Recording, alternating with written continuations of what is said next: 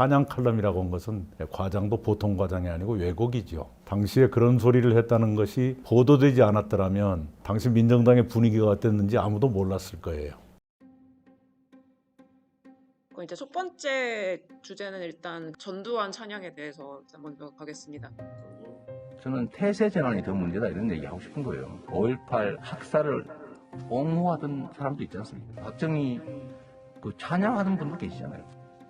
이낙연 대표가 뭐, 전두환 내가 누구라고 말씀드리긴 좀 그렇고. 이거는 허재현 기자라는 사람의 그 SNS 글이거든요.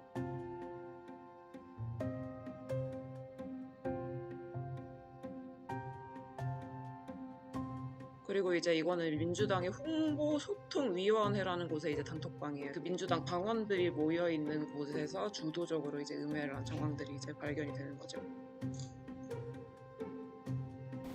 예, 그 당시는 그렇게 자유로운 시기는 아니었습니다. 그러나 분명한 것은 대한민국의 모든 언론 가운데 제가 근무했던 동아일보가 가장 정부에 대해서 비판적인 야당지였어요. 한겨레 신문이 나오기 전이었거든요. 그리고 제가 그때 그걸 썼던 것은 1983년 전두환의 민정당 경상남도 합천 지구당 개편대였었는데 거기에서 민정당 사무총장이던 권익현 의원이 그 합천이 전두환 씨의 고향이거든요. 그 고향에 가서 전두환 씨를 찬양하기를 전두환이 위대한 지도자다 이렇게 말을 했어요. 그걸 제가 꼬십으로, 꼬십이란 건 풍자하거나 비꼬거나 꼬집거나 하는 기사거든요. 거기에 권익현은 전두환이 위대한 지도자라고 말하더라 하는 걸 넣었어요. 그건 저의 찬양 칼럼이 아니라 비판하기 위한 것입니다. 이런 소리까지 하더라. 그것이 있었기 때문에 당시 민정당의 분위기가 어땠었는지 국민들이 알게 됐죠. 찬양 칼럼이라고 한 것은 과장도 보통 과장이 아니고 왜곡이죠. 저도 비슷한 시기에 기자 생활을 했기 때문에 그 분위기를 잘 알아요. 그 당시에 뭐 보도지침이라는 것이 상당히 극성을 부리던 때였고 보도지침에서 조금만 어긋나는 보도가 나가면은 바로 홍보조정관이라는 사람이 회사에 전화를 해서 사장부터 뭐 정치부장, 사회부장까지 못 살게 득들득들 막 복가되던 시기였습니다. 그 당시에 저희들이 이제 의식이 있는 기자들이 어떻게 했느냐 하면은 이제 동아일보가 보도지침을 조금 벗어나는 기사를 써요. 칼럼도 쓰기도 하고 그러면은 바로 동아일보가 썼지 않냐라고 해서 우리도 조금 쓰기도 하는 것도 있고요. 또 회사 내부적으로는 받을 수 없는 여러 가지 기사를 명령으로 내려왔을 때 피해가는 방법을 굉장히 많이 연구했습니다. 가령 예를 들어 이런 게 있어요. 누구누구가 뭐라고 말했다는 인용부호를 써가지고 비껴가는 거예요.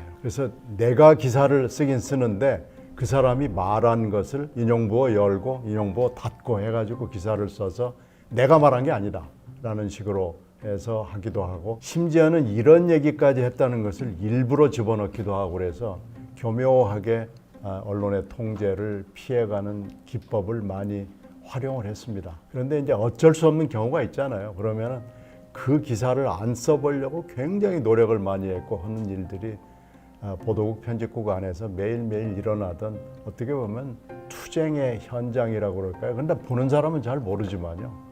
그 당시 동아일보가 굉장히 많은 여러 가지 선도적인 보도지침 깨기에 앞장을 쓴 것은 그건 뭐 확실합니다. 기록이나 증언으로 다 남아 있는 거고요. 그런 이상한 에피소드를 일부러 집어넣는 것은 그건 그 당시에 보도지침 깨기 내지는 보도지침을 들어주는 것처럼 하면서 살짝 이렇게 비꼬는 뭐 이런 수법은 우리가 흔히 썼던 기법이었어요.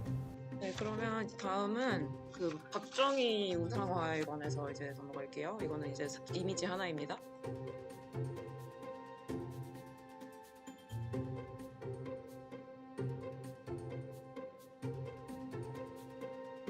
저게 이제 무슨 사건이냐 그러면 2015년이나 6년 일이었다고 기억이 됩니다. 제가 전라남도 지사를 하고 있었는데 김관용 경북지사한테서 어느 날 전화가 와요.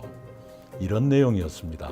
박정희 탄신 100주년이 몇 년 뒤에 있는데 그 기념사업을 하기 위한 위원회를 구성했다. 위원장은 경북지사가 맡았고 부위원장이 열 몇 명인데 그중에 여야의 광역자치단체장 한 명씩을 넣고 싶다. 인천의 유정복 시장과 전남의 이낙연 지사 이렇게 여야에서 한 명씩 그 위원회의 부위원장으로 놓고 싶다. 이희호 여사님도 그 위원회에 들어와 계신다. 그렇게 제안을 했어요. 그때는 박근혜 탄핵 얘기가 나오기 전이었습니다. 그래서 제가 그때 그 김관용 지사께 이렇게 말씀을 드렸어요. 그러지 않아도 박정희 탄신 100주년이 지나고 얼마 있으면 김대중 대통령 탄신 100주년이 곧 오는데 그때는 형님이 우리 쪽 부위원장을 해주셔야 됩니다. 품앗이 합시다. 그것이 동서화합을 위해서 좋겠네요. 하고 수락을 했었습니다.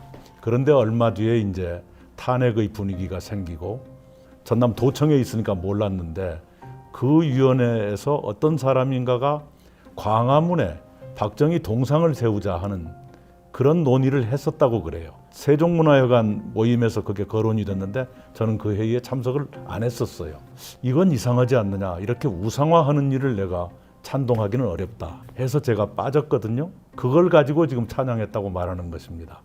4대 강은 국토위원회 소관이에요. 농수산위원회는 저수지를 담당합니다. 그래서 4대 강 예산을 농수산위원장이 했다는 것은 기본 팩트 자체가 틀린 거예요.